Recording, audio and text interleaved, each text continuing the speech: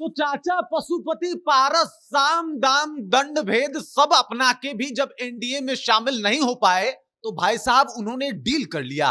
और ये डील उन्होंने तेजस्वी यादव से की है। डील दोनों में फाइनल हो गया है और अब बस टिकट बंटवारे के ऊपर चर्चा हो रही है। क्या है पूरी जानकारी, सब कुछ आपको विस्तार पूर्वक बताएंगे। और क्या चाचा पशुपति पारस अगर आरजेडी का दामन थामेंगे, मतलब आरजेडी के साथ गठबंधन बनाएंगे, तो इसका नुकसान चिराग पासवान को पहुंच भी सकता है। इसके ऊपर भी बातचीत करेंगे, लेकिन उससे पहले मेरा परिचय जान लीजिए। मेरा नाम है रजत और आप जनता जंक्शन देख रहे हैं। आपको बता दूं कि चाचा पशुपति पारस साम दाम दंड भेद सब कुछ अपनाए और उन्होंने कोशिश किया, प्रयास किया कि भाई साहब भाजपा उनको अपना ले, अपने गठबंधन में जगह दे, लेकिन ऐसा हो नहीं पाया।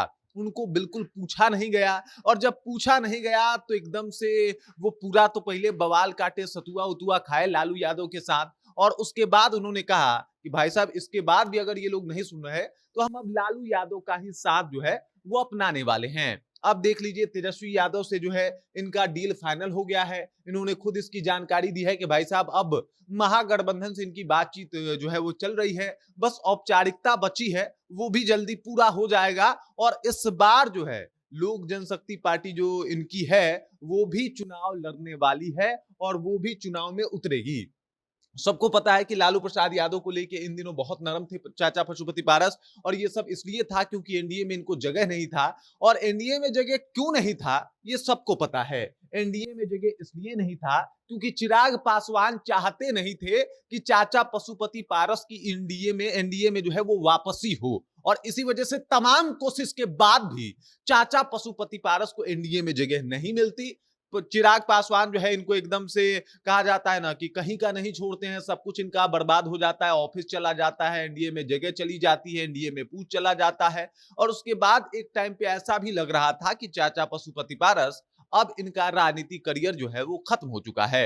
लेकिन उसके बाद लालू यादव से लगातार मिलना, लगातार कोशिश करना, ऐसा लग रहा है कि इनको भी जो है अब आरजेडी संभाल लेगी और एक बार फिर से इनको जगह देगी।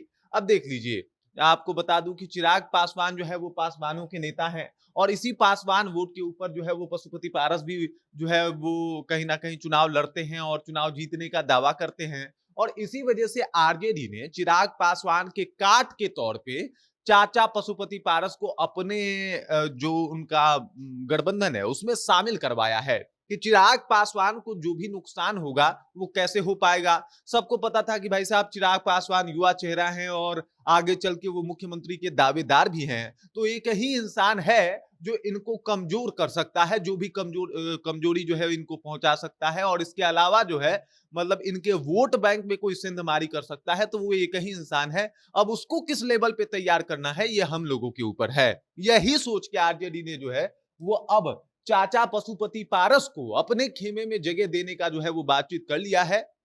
अब इनकी पार्टी का अलायंस जो है वो आरजेडी के साथ होने वाला है और ये भी अब महागठबंधन में शामिल होने वाले हैं। ये बात बता रहा है कि चाचा पशुपति पारस एकदम पुरजोर तरीके से चिराग पासवान के खिलाफ जरूर खड़ा होंगे और जहां जहां चिराग अपने उम्मीदवार उतारेंगे वहां से चाचा इस बार अपने उम्मीदवार उतारते हुए दिखाई दे रहे हैं। अगर चाचा पशुपति पारस अपने उम्मीदवार उतारेंगे तो जाहिर सी बात है कि इसका नुकसान चिराग पासवान को भी हो सकता है। और चिराग पासवान को ही नुकसान पहुंचाने के लिए आरजेडी ने पशुपति पारस को अपने गैंग में, अपने ये जो गठबंधन का एक इनका अलायंस है उसमें शामिल करवाया है। बाकी माना यह जा रहा है कि 3 से 4 सीटें इस बार इनको विधानसभा में मिलने वाली है और इसी के ऊपर ये लोग चुनाव लड़ने वाले हैं।